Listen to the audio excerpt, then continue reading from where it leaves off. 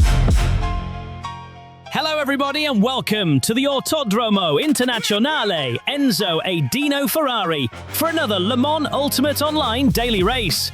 We are at Imola for 30 minutes of LMGT3 Sprint Cup action, and throughout this broadcast we will be following Capone Dons from the opening lap to the checkered flag. This is the intermediate category, requiring a silver safety rating. We are in Split 3. Low assists are permitted. The setup is open. There are no tyre warmers, and each driver has 8 tyres available for the session. That combination gives the drivers plenty to think about. An open setup allows them to tailor the balance, but once the race begins, they must live with those decisions. And without tyre warmers, the opening lap will be extremely delicate. The first corners are going to be about discipline. Every driver knows the tyres are cold, but when 29 other cars are around you, knowing it and behaving accordingly are two very different things. Our focus car is the number 34 BMW M4 GT3 of Capone Dons.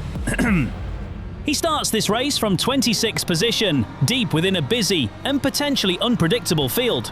The BMW is normally a reassuring car under braking, but the driver still has to generate temperature progressively. Push too hard and the front tires slide. Ask too much of the throttle and the rear tires can break loose. Neither end of the car is fully awake yet. Ahead of Capone sit Ozane, D. Sozinoff and M. Petjurin. Behind him are R. Graziotin, D. Alsop and M. Collod. There will be nowhere to hide when this field reaches Tamburello. Final checks inside the BMW. First gear selected. The cars are rolling towards the start. And we are racing at Imola. Capone launches from P26, but the traffic immediately begins spreading across the circuit. Cars to the left, cars to the right, and everyone searching for a clear route towards Tamburello. And this is where Capone must ignore the temptation to win the entire race in the first 30 seconds. From 26th, the target is simple. Survive the opening congestion, establish a rhythm and then start moving forward. Watch the closing speeds here. The tires are cold, the brakes are cold, and drivers in the middle of the field cannot always see the braking markers. Capone is leaving himself a little margin.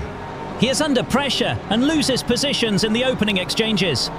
Capone drops back as the pack funnels through the first chicane. More movement ahead! The entire midfield is concertinaing into the climb. Cars ahead collide, and Capone is forced to drive off track. This race is getting very scrappy. This is exactly why the position counter can be misleading on lap 1.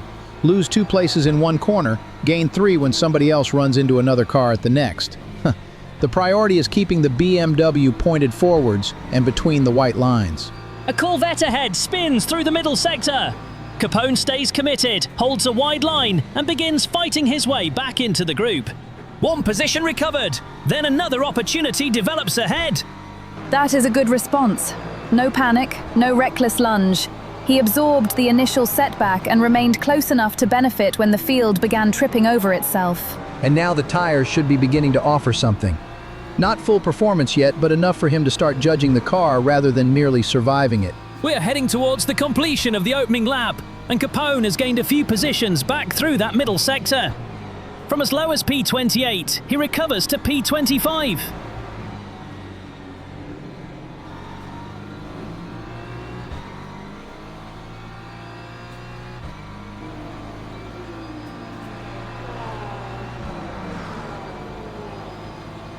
Capone begins lap 2 in P25. The immediate chaos has settled, and there is now a little more space between the cars. This is where the open setup becomes important. At Imola, you need compliance over the curbs without making the car lazy through Piratella and the faster direction changes. It is always a compromise. Capone's job now is to settle his breathing and reset the race mentally. The start has happened.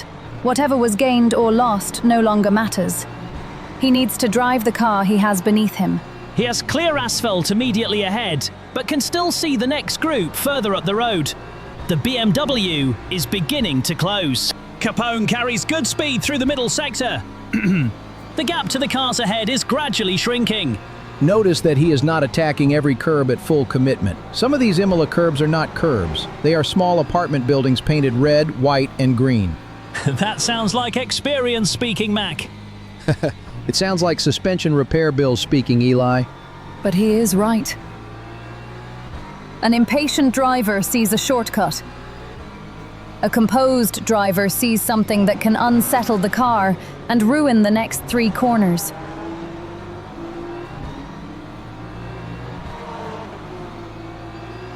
The BMW continues in P25, gradually bringing the next group into range. With no tire warmers, this is often the stage where the car suddenly begins to feel different. The driver can brake later, carry more minimum speed, and apply the throttle with greater confidence. And Capone is beginning to demonstrate exactly that. The gap ahead is coming down.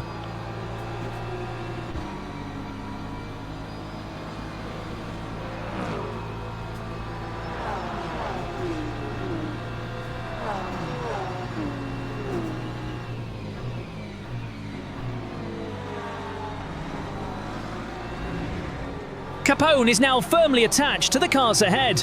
He is close through the braking zones and positioning the BMW for a possible opportunity. He must resist showing the nose too early. Sometimes sitting in the mirrors of the driver ahead creates the mistake without requiring a risky move.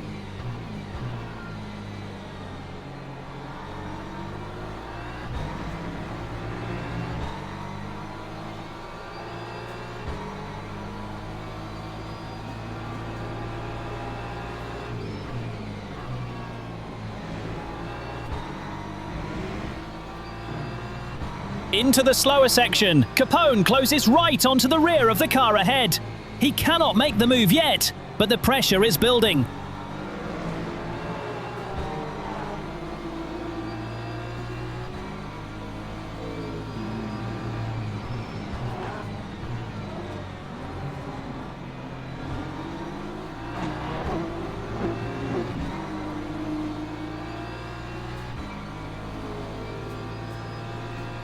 The BMW straight-line stability will help, but the exit is everything. A poor exit from Ravazza means no attack along the main straight.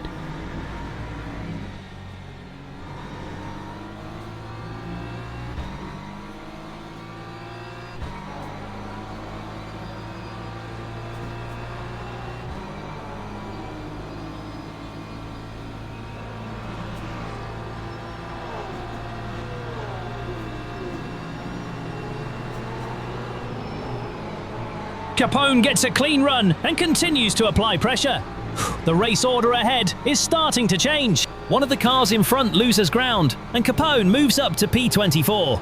That is the reward for remaining focused and calm. Sometimes you do not need to manufacture the pass. Clean, consistent driving will open opportunities to move up the ranks.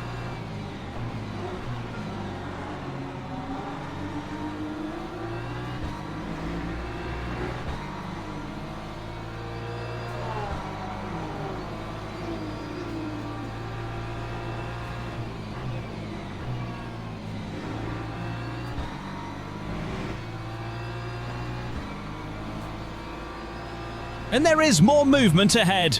The pack remains close enough that a single mistake can cost several positions. Capone gains again. He is now up to P23. 3 positions above where he started, and 5 above his lowest point on lap 1. More importantly, he has done it without obvious damage. At a circuit this narrow, that is valuable. A slightly bent car can cost several tenths on every lap.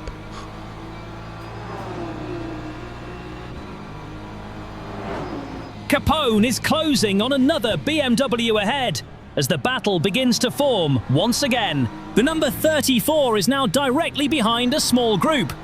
The car ahead fills the windscreen under braking. Running this close gives you a tow on the straights, but it also removes front downforce through the faster corners. The driver has to anticipate the understeer before it arrives. Several cars converge through the corner. Capone stays tucked in, looking for a clean line, rather than forcing 3 cars into a space designed for 2. This is a patience test. He can see potential positions, but every driver ahead is also defending against somebody else. The picture changes from 1 second to the next. Capone closes onto the rear of the Porsche ahead. He is right there through the braking zone, but still cannot find the opening.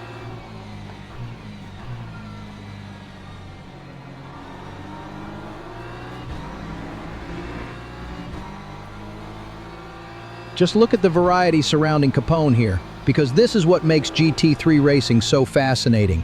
These cars may be fighting for the same piece of tarmac, but underneath the bodywork, they are fundamentally different machines. Capone's BMW M4 GT3 uses a front-mounted turbocharged straight six. Around it, you can have front-engined V8 cars, mid-engined V6s, V8s, and V10s, and even the rear-engined flat-six Porsche. They differ in wheelbase, weight distribution, aerodynamics, engine response, braking behavior, and how they use their tires. A front-engine BMW may feel stable under braking and predictable through a long corner, while a mid-engine car can rotate sharply and change direction beautifully. The rear-engine Porsche develops tremendous traction on corner exit, but it asks the driver to manage that weight behind the rear axle. One car may gain under acceleration, another through the corners, and another at the end of the straight. Now, without regulation, one design could possess a clear advantage. That is where balance of performance, BOP, comes in. Under the official FIA and ACOL GT3 framework, every car must first be homologated to the FIA GT3 regulations and its approved specification. The organizers then use measured data, including official timing, scoring, and technical logger information to compare the different designs. They can adjust each model's minimum weight, permitted power, energy allocation per stint, and refueling time to keep the field competitively equivalent. But understand this, BOP does not make every car identical. It aims to equalize overall performance potential. The BMW will still behave like a BMW, the Porsche like a Porsche, and the Ferrari like a Ferrari. Each retains its own strengths, weaknesses, and driving technique. And that is exactly what we are watching now. Different engineering philosophies, different braking points, and different lines, but in theory, an equal opportunity. From here it comes down to setup, tire management, racecraft, and the driver behind the wheel.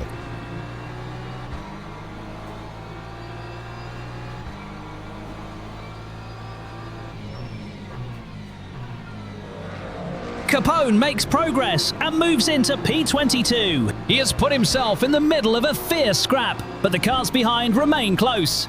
This position is far from secure. When you attack, you sometimes sacrifice the ideal line or tire preparation for the next corner. That can leave the door open immediately afterwards. Capone is under pressure on the approach to the main straight. The black and yellow Mercedes of F. Berthold is closing quickly. Berthold pulls out of the slipstream and draws alongside.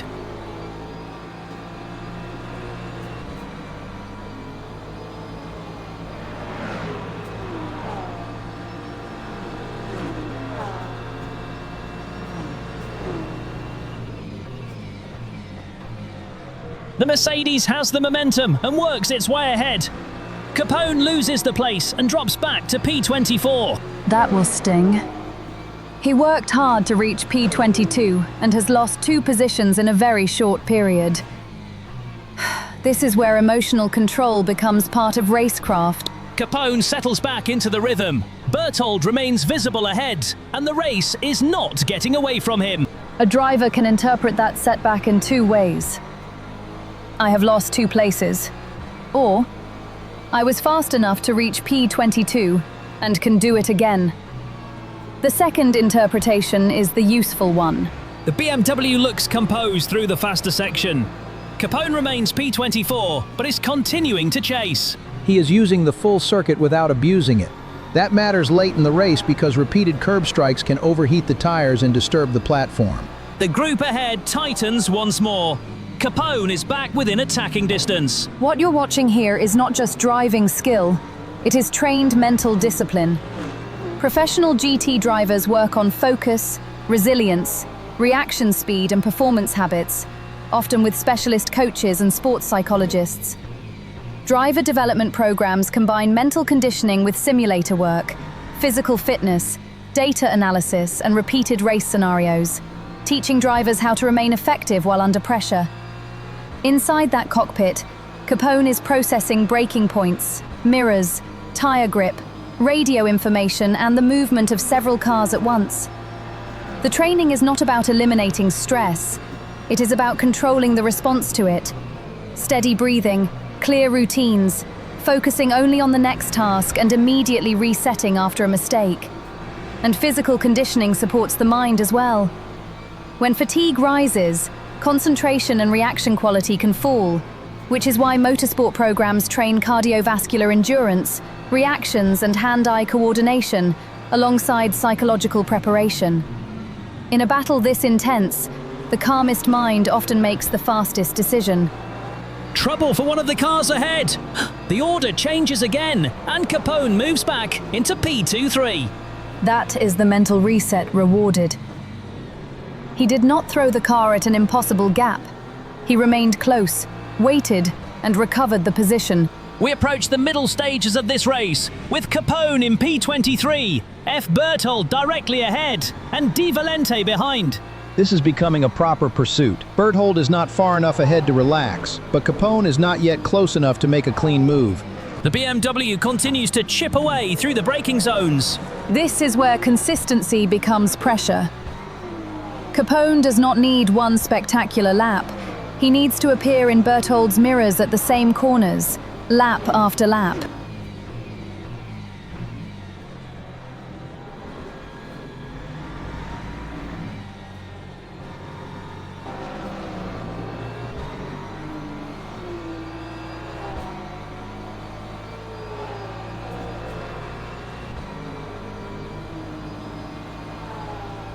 This is a wonderful little snapshot of what makes GT3 racing so compelling. In front, the Mercedes in P22, Capone's BMW in P23, and right behind, the Porsche in P24. Three German manufacturers, three completely different solutions to the same problem. How do you build the fastest possible GT3 car? The Mercedes-AMG GT3 is a long bonnet front-engine machine built around a naturally aspirated V8. It tends to deliver its performance in a very progressive, predictable way. That long wheelbase can give the driver confidence under braking and stability through fast corners. But in a tight sequence like this, the Mercedes must be placed accurately because it is a substantial car. Capone's BMW M4 GT3 is also front-engined, but it uses a turbocharged straight-six. BMW officially quotes up to 590 horsepower before balance of performance adjustments. The turbo engine gives the BMW a different kind of response, strong torque, serious acceleration, and a car that can be very effective when the driver gets it settled early and launches cleanly from the corner. Then behind them sits the Porsche 911 GT3R, and that is the great engineering outlier. Its naturally aspirated six-cylinder boxer engine is mounted behind the rear axle. That places significant mass over the driven wheels, helping the Porsche generate tremendous traction on corner exit. Porsche lists the current GT3R at around 565 horsepower and approximately 1,265 kilograms, although both figures are subject to the balance of performance applied for the event. So watch how this battle develops. The Mercedes may lean on braking stability and a smooth power delivery. The BMW can use its turbocharged torque to attack the exits and build speed rapidly. The Porsche behind may be strongest when it can rotate the car and exploit that rear traction. But the really fascinating part is how each driver must fight differently. Capone cannot simply copy the Mercedes braking point, because his BMW may load its tires differently. And he cannot ignore the Porsche, because the moment Capone compromises an exit to attack P22, that rear-engine car may fire underneath him. Three cars separated by meters, but mechanically they are speaking three completely different languages. That is GT3 racing. Not identical machinery, but different strengths balanced closely enough that driver judgment decides who comes out ahead.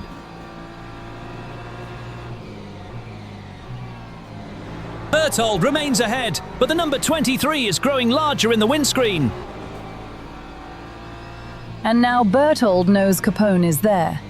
That changes how a driver approaches every braking zone. He may begin protecting the inside even before Capone is close enough to attack. The BMW gains under braking, then follows Berthold through the corner. No room yet. Capone is extremely close through the slower corner. Berthold uses all the available road on the exit.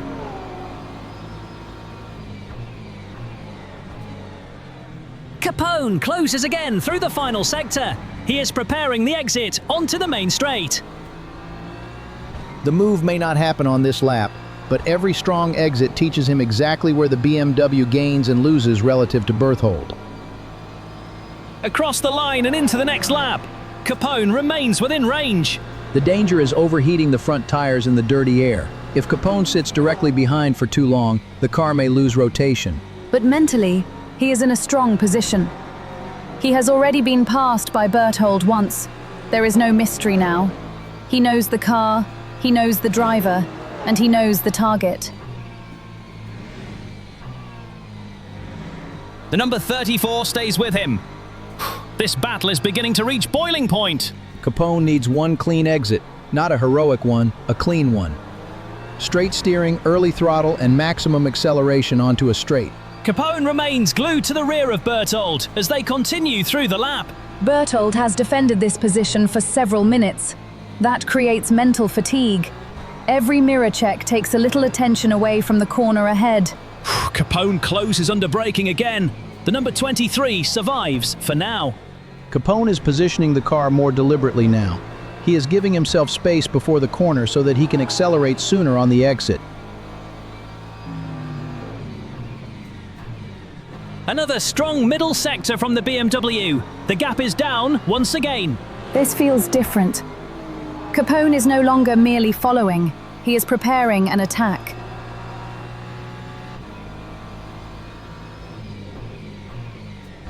They turn through Rivazza.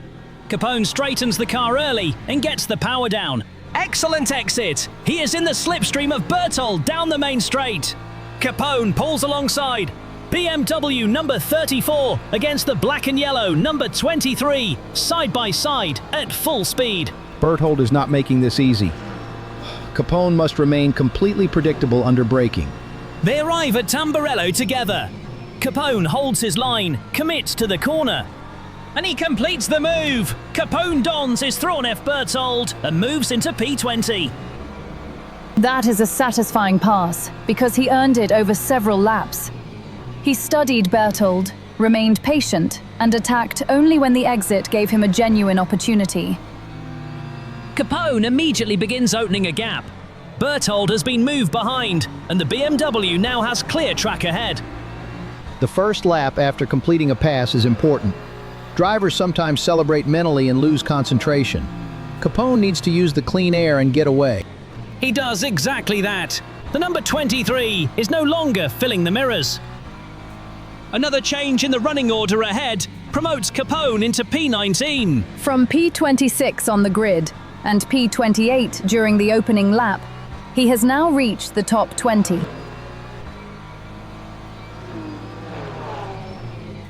And while Capone continues the fight here at Imola, you can watch these races unfold live on Twitch at GTACapone. That means the full race, the setup decisions, the strategy, and every tense moment before anyone knows how it ends. So follow GTACapone on Twitch, join the community, and experience the pressure live from inside the cockpit. Capone negotiates the final sector and heads back onto the main straight. The race has become quieter immediately around the BMW, but the progress is significant. This is a different challenge. When you have been fighting cars for several laps, clean air can almost feel too quiet. The driver must continue producing the same intensity without a target directly ahead. Capone continues through Imola in P19. The car looks stable and the lap remains clean. The reward for the earlier patience is that he now has space. No defensive lines, no compromised braking points, just the opportunity to drive his own race. There is a sizable gap to the next car, but Capone continues pushing. At this point, tire condition matters more than absolute temperature. The driver is balancing pace against the front left tire, which takes repeated punishment around this anti-clockwise circuit. Imola really is one of those circuits that never seems to sit still. The car is climbing, dropping, changing direction, and even when the race looks calm, the lap itself is constantly working the driver. And there is another reason it feels different, Eli. Imola runs anti-clockwise, which is relatively unusual in top-level motorsport. That changes the physical rhythm because the driver's neck and body are repeatedly loaded in directions they experience less often at most circuits. Really?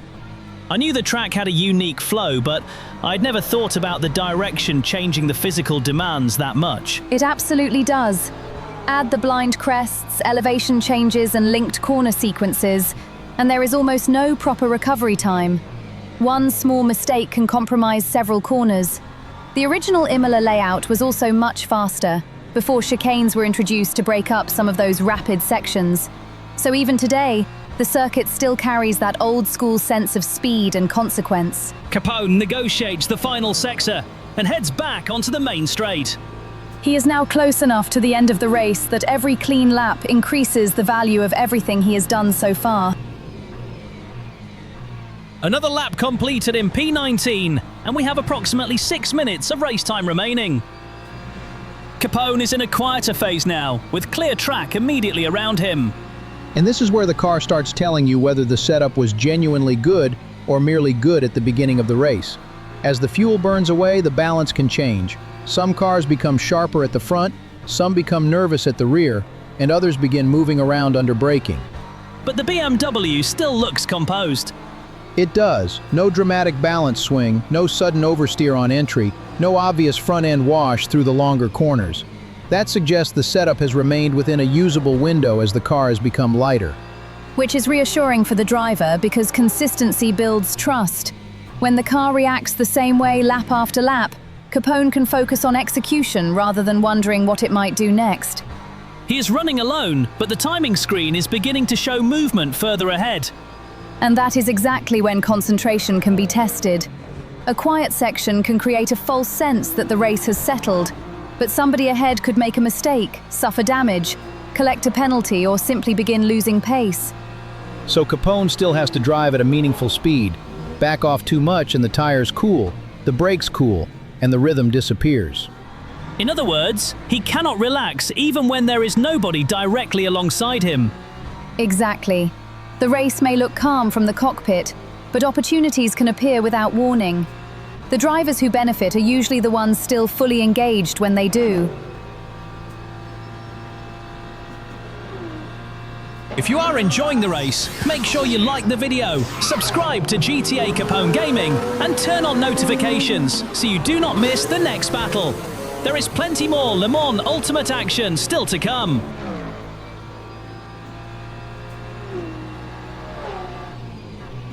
There is a mistake ahead involving N. Hennebert through Villeneuve. Capone is closing in on their position through the section, and the pass is confirmed. Capone moves into P18.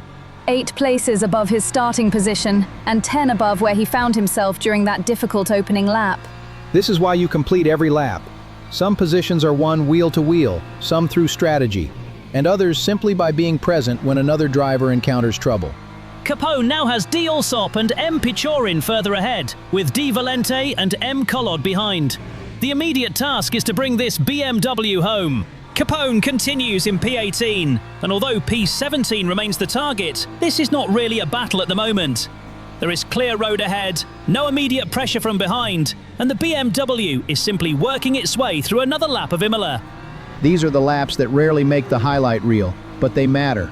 You are maintaining tire temperature, managing energy, checking the gaps, and trying to produce the same braking points without another car giving you a reference. And mentally, this can sometimes be more difficult than fighting somebody. When there is a car directly ahead, your attention has somewhere obvious to go. When you are alone, the mind has room to wander. That sounds dangerous at this speed. It can be.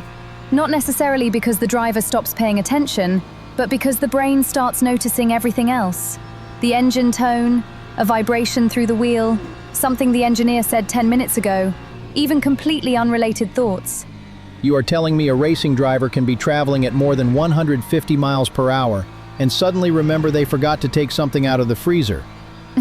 Absolutely. That is strangely reassuring. Why?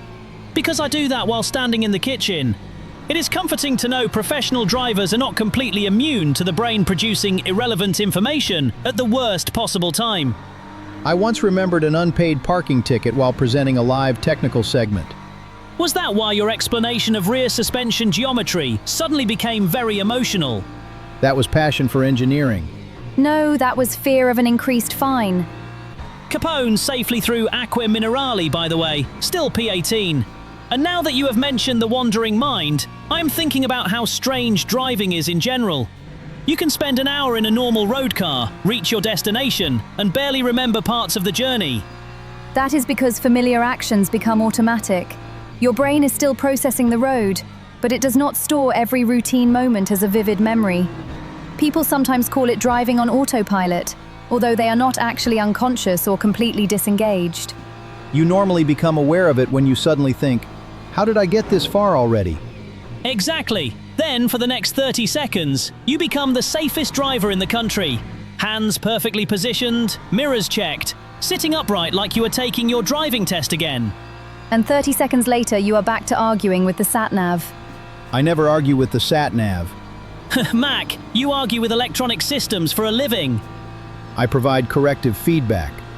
Do you also provide corrective feedback when it says, make a U-turn when possible? Only when the suggested U-turn is technically irresponsible. I would love to hear that conversation. You have selected an inefficient route.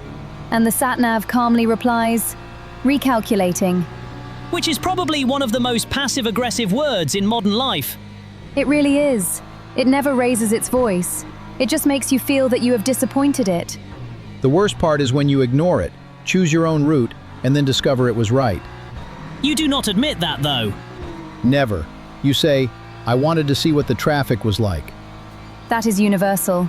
Nobody gets lost anymore. They are either avoiding traffic or taking the scenic route. Speaking of scenic routes, do either of you actually enjoy a long road journey? I do, provided I am not rushing. There is something about leaving early, watching the light change, having a good playlist, and knowing that for a few hours nobody expects you to be anywhere except on the road. Until somebody needs a service station. There is always one person who says they do not need to stop, and then urgently needs to stop 12 minutes after you pass the services. And there is always one person who buys enough food for a small expedition. That is preparation. What is your road trip food, Mac? Something practical. Water, fruit, perhaps a sandwich. That answer is far too respectable. Nobody has ever described a motorway service station sandwich with that much dignity. Fine. Crisps. There it is. What flavor? Why has this become an interrogation? Because flavor reveals character. Salt and vinegar. Aggressive, precise, slightly painful. That makes complete sense. And what does your choice say about you? Cheese and onion. Reliable, traditional, and nobody wants to sit too close afterwards. That was unnecessary. Accurate, though. What about you, Nia? Sweet chili. Of course. Why of course? Calm presentation, hidden danger. I will accept that. Now the playlist is where road trips become political. Who controls the music? The driver. Not automatically. The driver is responsible for the vehicle. That does not make the driver culturally qualified. Strong point. So you would allow a passenger to play anything they want while you are driving. Within reason, the passenger is the navigator, snack manager, and entertainment department.